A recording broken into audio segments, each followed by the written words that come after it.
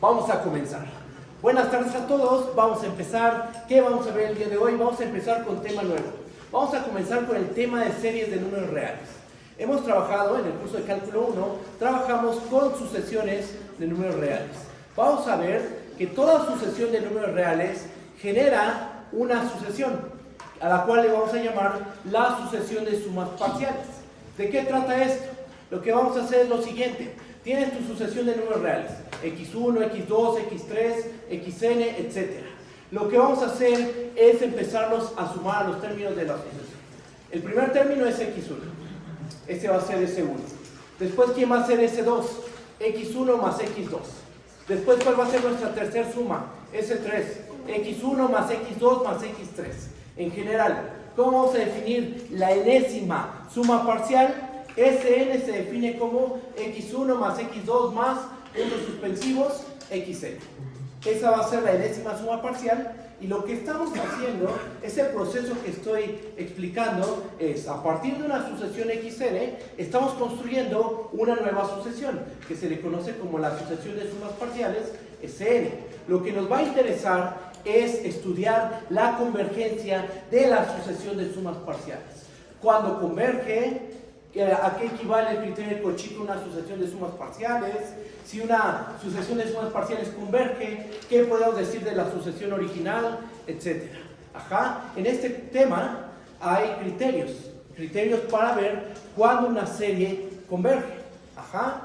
Vamos a ver criterio de comparación, criterio del cociente, criterio de la raíz, y básicamente lo que se hace para desarrollar esta teoría es la siguiente. Primero se define lo que es una suma parcial, la enésima suma parcial.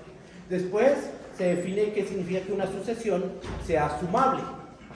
Que eso es básicamente que la sucesión Sn converge. Después, se ven algunas propiedades en general. Para cualquier sucesión sumable se cumple lo siguiente. Y después se hace una clasificación. Primero, vamos a estudiar a las sucesiones sumables de puros términos no negativos. Todos los términos de la suma infinita son no negativos. ¿Cuál es la otra clase de sucesiones que tenemos que estudiar? Aquellas cuya serie está formada por términos menores o iguales que 0. Pero solo multiplicando con un signo menos, pasas de una serie de términos no negativos a una serie de términos no positivos. Entonces, ahí hay una dualidad, y si estudias muy bien a las series de términos no negativos, tienes bien estudiadas a las series de términos no positivos. ¿Y después qué sigue? El caso en que tienes una serie donde hay términos que tanto positivos como negativos. Vamos a decirles series alternantes. Y ahí hay criterios. Está el criterio de Dirichlet, criterio de Abel, criterio de Leibniz, etc. Hay varios criterios para ver cuando una serie, que no es de solo términos positivos, que no es solo de términos negativos, sino de positivo y negativo, tiene todos los términos de las dos asignaturas, cuando una de esas series converge. Ahorita expliqué todo lo que vamos a hacer en el tema de series. No es muy largo el tema, pero sí hay que manejar todo con cuidado. Hay muchos criterios que ver. Y bueno, pues vamos a empezar. Lo primero que voy a hacer es recordar la definición de sucesión convergente. Vamos a recordar la definición.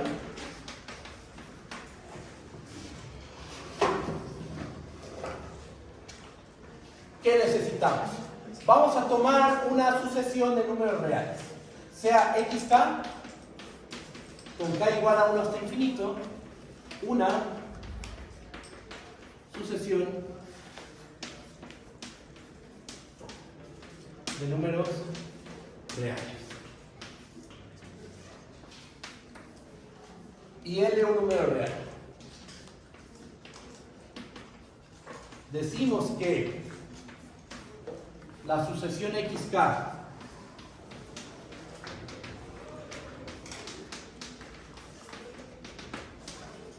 converge a L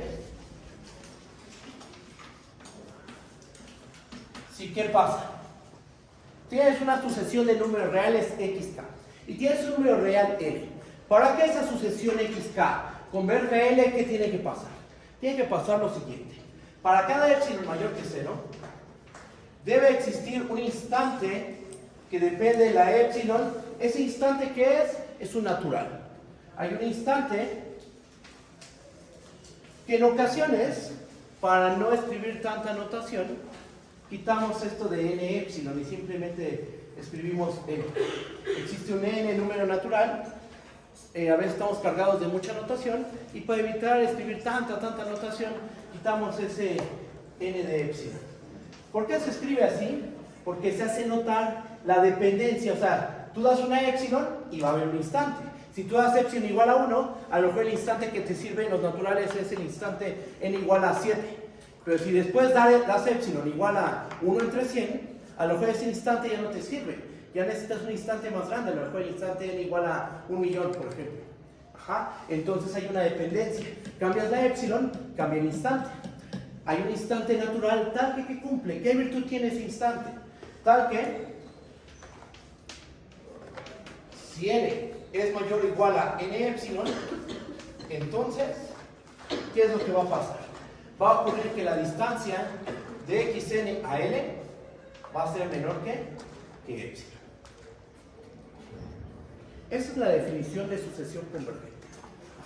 Para cada epsilon mayor que 0, hay un instante natural a partir del cual tú tomas una n mayor o igual a ese instante. Aquí está tu recta real. Entonces aquí está tu instante n epsilon. Tú tomas una n mayor o igual a ese instante n epsilon. ¿Y qué ocurre? Que la distancia de xn al límite l va a ser menor que epsilon. Esto en un dibujo, como se ve.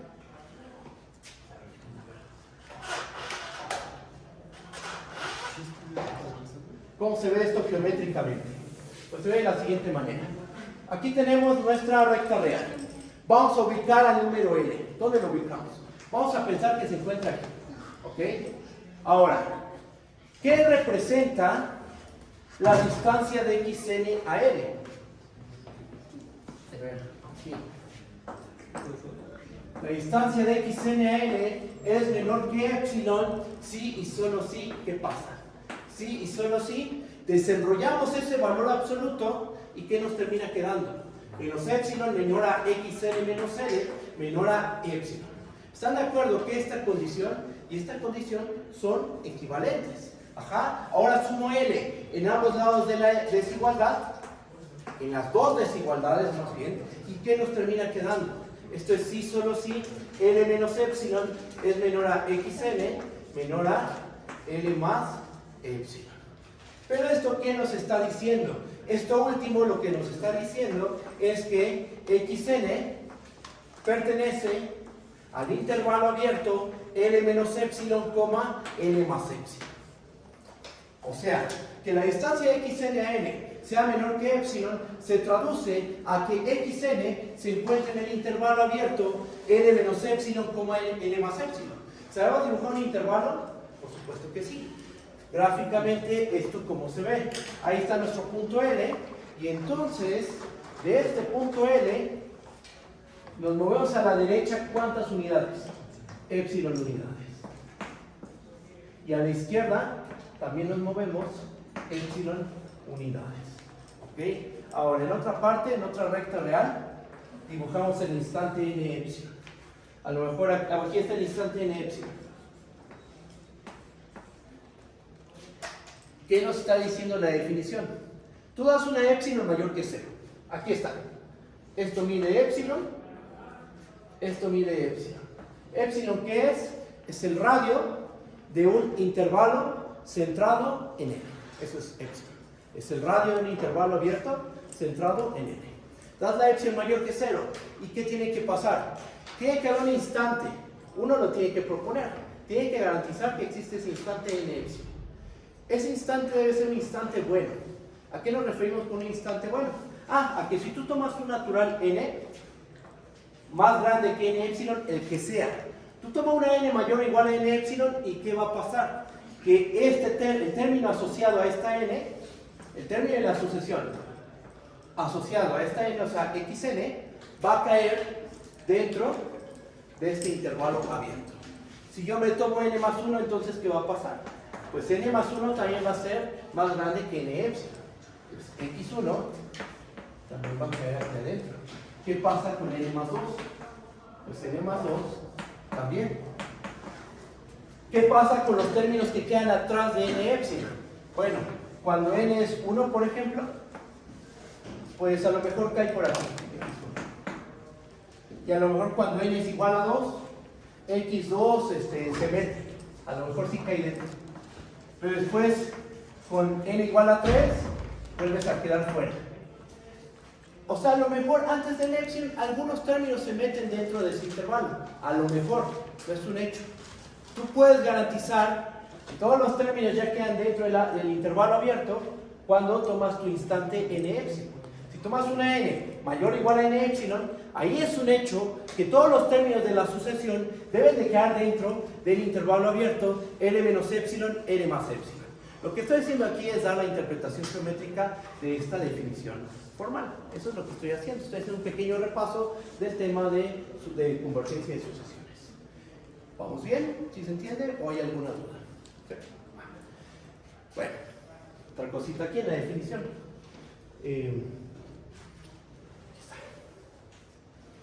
Si pasa todo esto, en tal caso, ¿cómo vamos a denotar al valor L? ¿Cuál es la notación que se usa para describir al límite? Así, ¿no?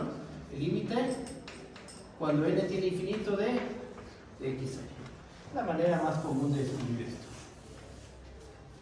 Y bueno, pues ya tenemos la definición de sucesión convergente. Después de dar la definición de convergencia, ¿qué se hace en cálculo 1? Pues empiezan a hacer ejemplos, ¿no? Se demuestra que si una sucesión converge, el límite es único. Se dan ejemplos de sucesiones convergentes, la 1 entre n, 1 entre n cuadrada, no lo sé. Se hacen varios ejemplitos de convergencia de sucesiones. Se ve la parte operativa y después de ver pues bastante teoría de convergencia, hay un resultado muy importante. Se caracterizan a las sucesiones convergentes. Una sucesión es convergente sí y solo si las sucesiones de Cauchy. Entonces, recuerdo rápidamente la definición de Cauchy y después paso a definir la sucesión de sumas parciales generada por una sucesión. ¿Va? Entonces, vamos para allá.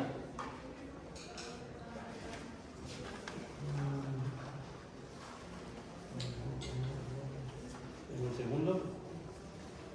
Aquí está. ¿Qué borro? ¿Puedo borrar la definición? Sí.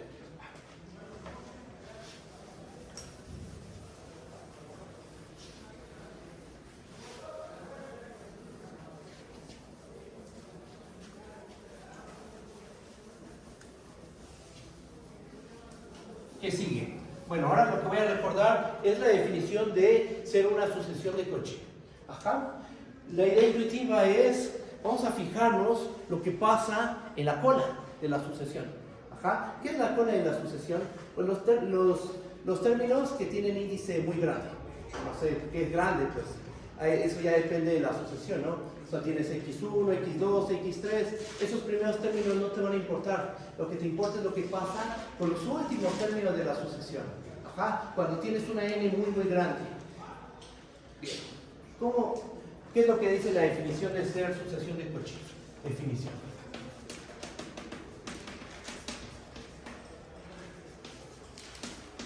Cxn con n igual a 1 hasta infinito, una sucesión de números reales.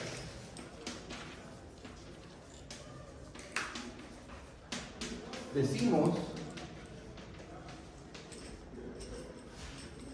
que Xn es de Cauchy, es una sucesión de Cauchy. ¿Sí qué pasa? Si cuando n es muy grande intuitivamente, cuando la n es muy grande, los términos de la sucesión empiezan a estar pegados entre sí. Ajá, tomas una n muy grande, una m muy grande, y entonces la distancia de xn, xm debe ser chiquitita. Esa es la idea intuitiva de una sucesión de Cauchy. Formalmente, ¿eso cómo se escribe? Esto pasa así, para cada epsilon mayor que 0, existe un instante, otra vez va a existir un instante, que desde luego depende de la epsilon, un instante natural, tal que si tú tomas dos naturales, n y m mayores o iguales a n epsilon, ¿qué tiene que pasar? La distancia que hay en xn a xm va a ser menor que epsilon. ¿Okay? Esa es la definición de ser sucesión de Cauchy. Y lo que nos está diciendo es que cuando tomas n y m muy grandes, la distancia de xn a xm, o sea, la distancia entre los dos términos de la sucesión asociados a n y m, ¿cómo van a estar? Pues van a estar muy pegados entre sí. Haces crecer más la n y los índices, y la distancia entre los términos de la sucesión cada vez se van haciendo más y más pequeñas. ¿Ah? Eso es lo que dice intuitivamente la definición de ser una sucesión de Cauchy. ¿Ah? Fíjense que aquí no estamos dando un límite. No dijimos algo así como sea n un número real. Decimos que xn es de Cauchy en el punto L. No. Esto depende exclusivamente de la sucesión. No tenemos que dar un valor L, no tenemos que dar nada. Aquí no estoy dando un punto de convergencia. Entonces, bueno, esa es la definición de sucesión de Cauchy. Y en cálculo 1 se demuestra que una sucesión converge si y solo si es de Cauchy. Y esto es una equivalencia muy potente, porque en lugar de tener que proponer el límite, que a veces eso puede ser complicado en algunos ejemplos, a veces es complicado proponer el límite, ya no lo tienes que proponer, simplemente demuestra que es de Cauchy, demuestra que los términos de la sucesión se pegan entre sí con n y n muy grandes. Voy a escribir esto último y empezamos a definir lo que es la sucesión de sumas parciales.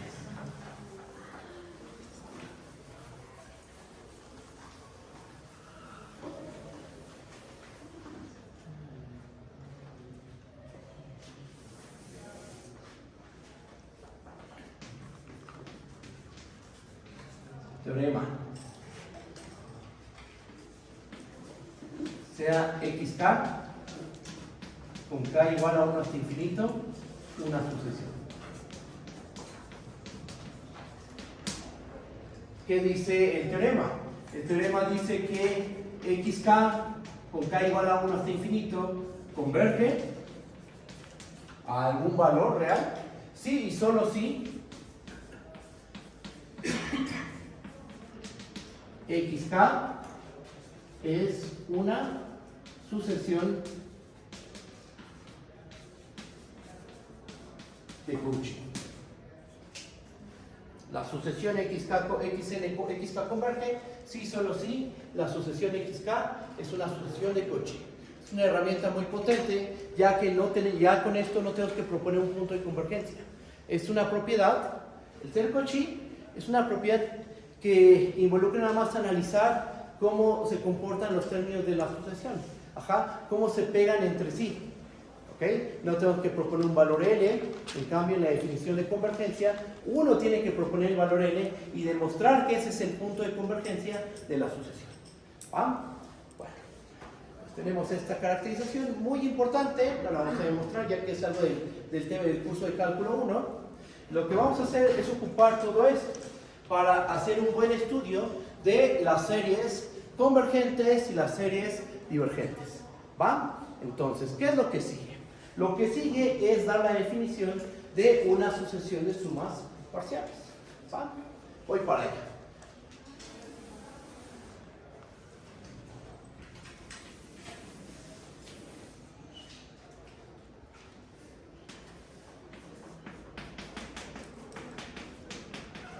Definición. Se puede decir que en este punto ya empieza la teoría de series de números reales. ¿Okay? Vamos a tomarnos una sucesión de números reales. Cxk con k igual a 1 hasta infinito, como una sucesión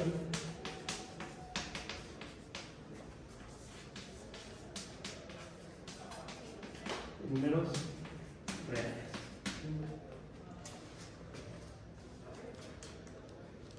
Vamos a ponerle xn. Por mera costumbre mía, no pasa nada si ponemos n, k, w, la letra que sea, ¿no? Pero creo que me acabo más poniendo xn. Bien, entonces tenemos xn, una sucesión de números reales. Ahora vamos a hacer lo siguiente. Para cada n natural, definimos la enésima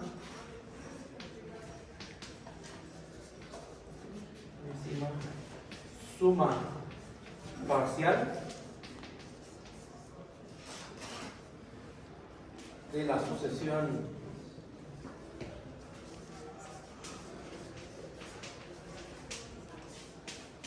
xn.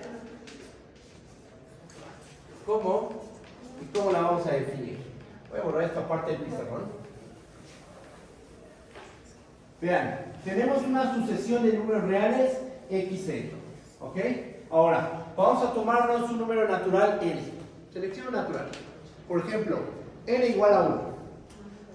Vamos a definir la enésima suma parcial de la sucesión xn como, la vamos a denotar de esta manera. Sn. ¿Esto qué va a ser igual? Esto va a ser igual, esto va a ser la notación que vamos a ocupar. Y esto que denota, esto denota la suma desde k igual a 1 hasta n de los x. Esa es la enésima suma parcial. Vamos a ser un poquito más cuidadosos. Bueno, esta definición es muy formal, o sea, con eso basta para la definición. Pero vamos a desarrollar un poquito más esto. ¿Quién tiene que ser entonces S1? S1, ¿qué va a ser? S1 es simplemente X1. ¿Quién es S2? S2 va a ser X2. X1 más X2. ¿Quién es S3? Pues va a ser X1 más X2 más X3. Y así nos seguimos. Por cada n natural, definimos a Sn como la suma desde k igual a 1 hasta n de los xk. Estamos sumando los primeros n términos de nuestra sucesión. Y por eso se le conoce como la enésima suma parcial. ¿Y por qué suma parcial? ¿Por qué parcial? Porque no es que estemos sumando todos los términos de la sucesión. ¿Estamos de acuerdo que estamos sumando los primeros n? No estamos sumando x1, x2, x3, x4 y todos, no. Por eso es parcial. Estamos sumando hasta el tiempo n. x1 más x2 más x3 más xn. Hasta llegar al tiempo xn. ¿Okay? ¿Y qué es lo que estamos realizando aquí? Estamos construyendo, en el fondo estamos definiendo una función.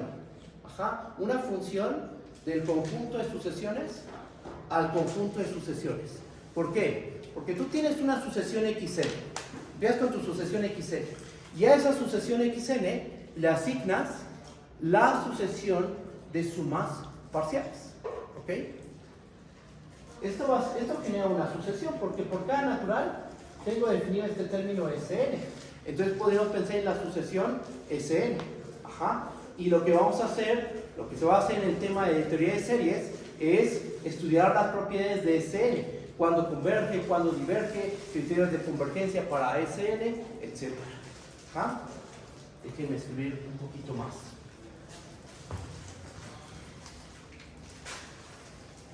Voy a borrar esto.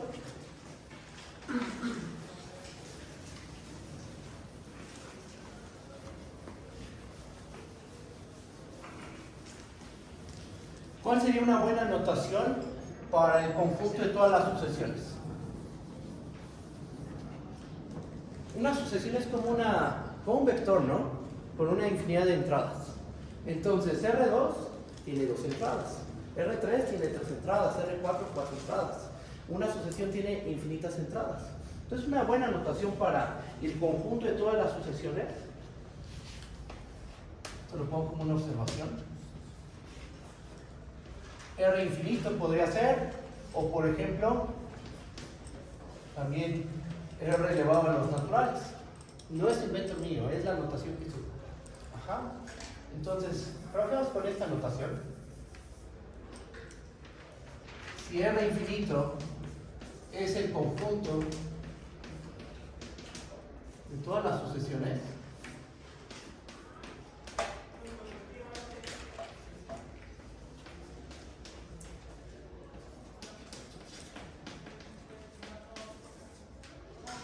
entonces, esto que acabamos de definir en el fondo es una función. Es una función que le voy a llamar psi, por ejemplo, que va de dónde a dónde.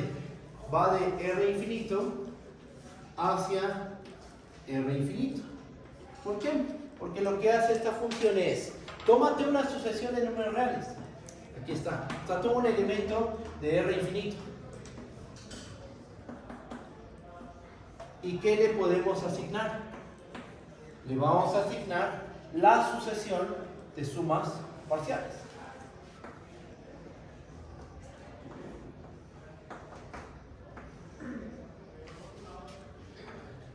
¿Quién es Sn? Ya lo definí aquí adelantito, ¿no? Es la suma Sn, o sea, tomas una n natural. ¿Y quién es Sn?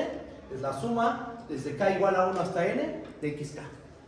Entonces ahí tenemos la sucesión a xn, a la sucesión xn le asignas la sucesión de sumas parciales generada por la sucesión xn. Y ahí lo que estamos definiendo es una función que va de r infinito en r infinito. ¿Va? ¿Qué es lo que vamos a estudiar? Pues justo vamos a estudiar las propiedades de esta sucesión. Bueno, esto es lo que tenemos hasta este momento. ¿Cómo vamos? ¿Vamos bien? ¿O hay alguna duda? Te escucho, Roberto. O sea, ¿qué es lo que determina entonces el R al infinito? O sea, entiendo que es el conjunto de todas las sucesiones. Ajá. Pero, ¿qué significa? O sea, no estamos trabajando en R1, R2, R3, no se refiere a eso. No, es tal cual el conjunto de todas las sucesiones. O sea, una notación. Introducir notación. Ajá. Una notación bastante natural. Porque R2, ¿quién es? Es el conjunto de parejas ordenadas, ¿no? Tal que ambas entradas son reales. R3 es el conjunto de ternas ordenadas. R4, cuaternas, etc. ¿Qué es una sucesión? Intuitivamente, es como un vector de infinitas entradas. Ajá. Entonces, si tiene infinitas entradas, puedo ponerle R1, R2, R3, lo que tengo que poner es R al infinito, R no al infinito, o R elevado a los naturales, por ejemplo. Y es la notación que se ocupa, así lo van a encontrar en los libros. Ajá. R al infinito es el conjunto de todas las sucesiones de números reales. ¿Qué más? Bueno, pues ya tenemos ahorita definida la enésima suma, la sucesión de sumas parciales. Hagamos un ejemplo. Vamos a un ejemplo. Borro aquí.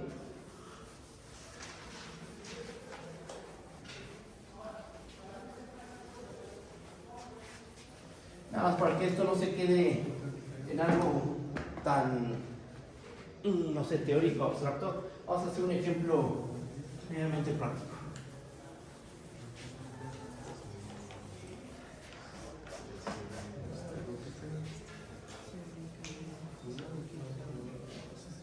A ver, vale, ejemplo. Vamos a tomarnos, por ejemplo, ¿qué estaría bien? Vamos a tomar una sucesión. Si xn, ¿qué sucesión nos tomamos? Por ejemplo, la 1 entre n al cuadrado. Ok. Si xn es la sucesión 1 entre n al cuadrado, vamos a ir puntuando todas las observaciones. Para cada n natural, ¿quién es Sn?